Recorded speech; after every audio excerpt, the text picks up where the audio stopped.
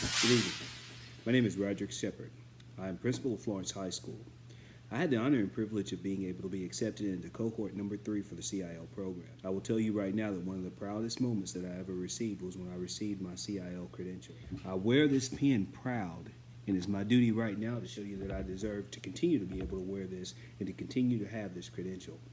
In the minutes that follow, what I'm going to tell you is how I've continued to grow since leaving the program in 2016 when I received that credential. I want to thank Ms. Fanning, Ms. Robinson, and also Mr. Ledbetter for what they've invested in me in relationship to being the staff and faculty for the CIL credentialing program. The first area that I'd like to talk to you about is the area of school planning and progress and culture. When I was last here in relationship to going through the program, I was principal of Florence Freshman Center.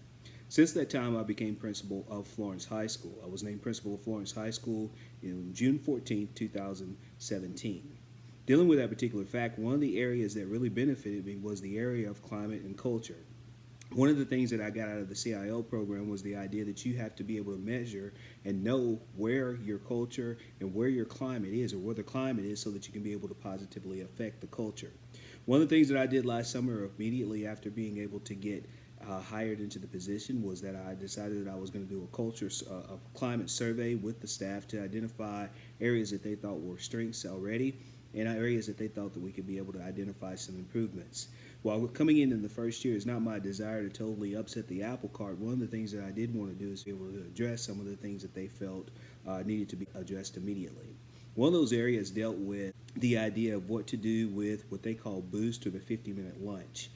Some of the teachers felt that it was a little bit too much downtime for the students. The design is not for it to be downtime, but what I felt possibly we could come up with some ways to better use some of that time. So what I did was I changed the 50-minute lunch of the boost to being 3 days, Monday, Wednesday, and Friday, and we identified on Tuesdays and Thursdays that we would do what was called reach and do some mentoring during that time. I myself developed the first 3 weeks of mentoring lessons that we used in relationship to that, to try to lead by example, so to speak, as it relates to that. And then, of course, we try to identify ways to get better use the time on Mondays, Wednesdays, and Fridays in relationship to club time, in relationship to tutoring time, and things of that nature. At the end of the first 9 weeks, one of the things that we did was we identified the students who had the greatest number of failures, or students who had not scored well in a course, and put them in an actual class that we had during that boost time that met on Mondays, Wednesdays, and Fridays. So they got their tutoring on Tuesdays and Thursdays, and on Mondays, Wednesdays, and Fridays, we basically had them going into a class.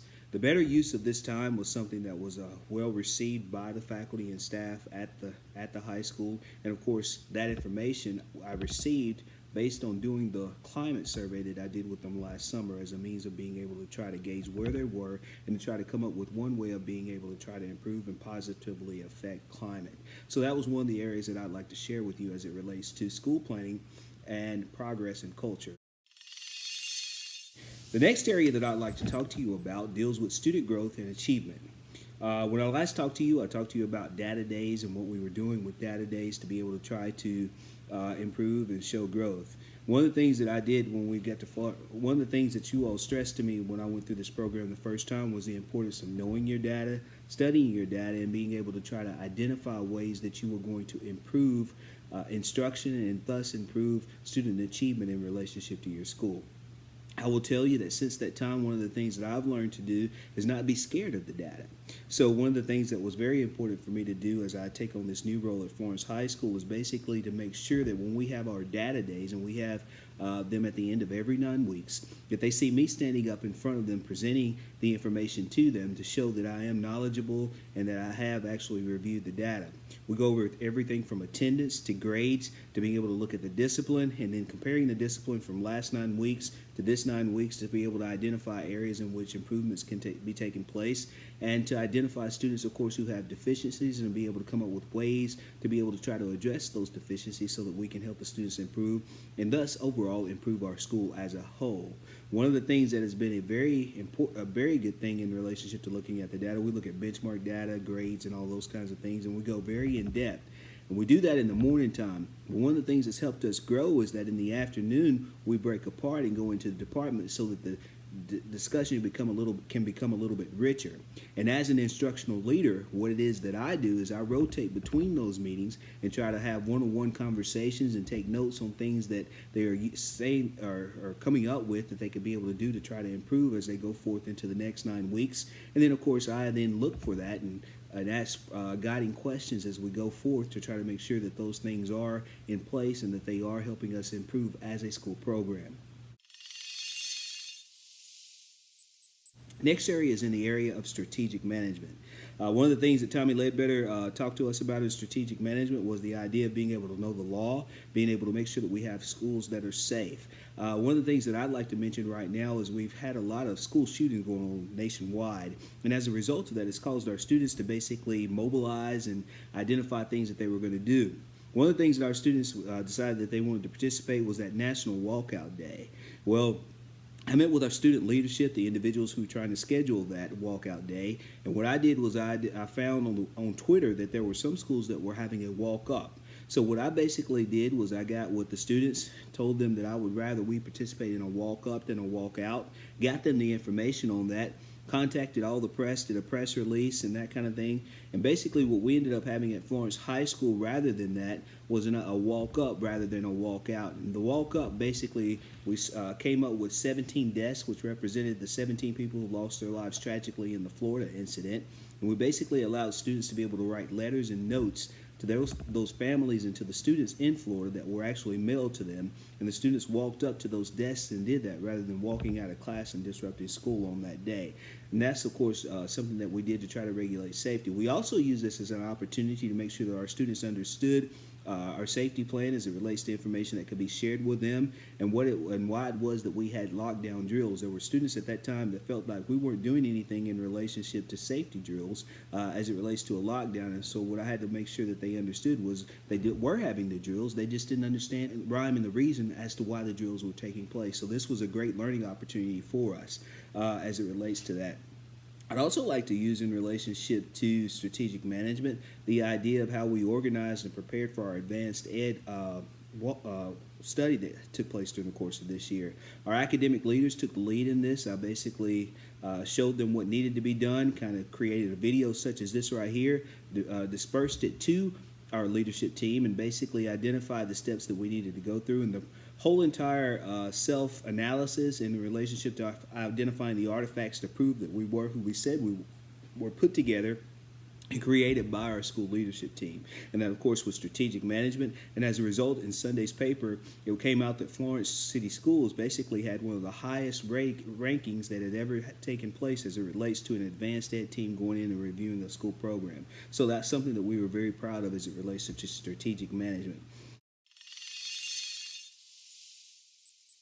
Effective instructional practices, that was another area that we discussed as it relates to the CIL program. One of the things that I would like to say that I was able to implement during the course of this year is at the end of every benchmark, we had what was known as a benchmark analysis meeting. During these benchmark analysis meetings, we met one-to-one with each teacher to be able to discuss how their students performed on the benchmark, where the deficiencies were, and how we could go about addressing those deficiencies in a plan during the course of the next 9 weeks. The week in between of each 9 weeks basically is known as reteach week, and our teachers were basically identifying to the administration how it was they were going to reteach the areas in which students showed deficiencies. I will tell you that this is one thing that grew me as an administrator as it relates to talking about the data one-on-one with each one of the teachers as it relates to how their students performed on the benchmark test itself and during reteach week. The last thing that I'd like to touch on deals with ethical leadership. April the 26th is a date that I probably will never forget as an educator. On this day, there were 3 young men who attend Wilson High School, a local school, that were killed in a car wreck, and 2 young ladies who were seriously injured that attended Florence High School. As a result of this, the students got together on that Sunday. This happened on a Thursday, and on that Sunday they decided they wanted to have a vigil. Well, being the Christian man that I am, I wanted to lead this vigil. Well, knowing our role as educators where we can live a sermon but we can't teach a sermon, basically what I did was I got with our school leadership and allowed them to totally organize this whole entire event as it relates to the prayer vigil. As a result, on that Monday night, we had a prayer vigil with about 500 people that showed up on campus at Florence High School, totally led from beginning to end by our student leadership. And as a result, one individual was baptized later that night, not here on our campus, but later that night was baptized as a result of attending that. So as it relates to ethical leadership, knowing your role as an educator, what you can do and what the right thing to do is as it relates to things that students need to be able to achieve and to be able to grow socially as well as growing academically in relationship to you as a leader. Well, I basically have hopefully identified some examples of ways that I've grown as an instructional leader since being a part of the CIL program. I continue to review and look at some of those things that we discussed when I was in the CIL program in 2015, 2016, and I promise I will continue to be an ambassador for this program. And the importance of this program is I really believe that it's some of the best training that I have ever had as it relates to professional development and growing me as an administrator. Thank you very much for taking the opportunity to view this video, and thank you very much for having the confidence in me to credential me the first time, and I hope, trust, and pray that you will see that I am worthy of being re-credentialed. Thank you very much, and I hope you all have a great evening.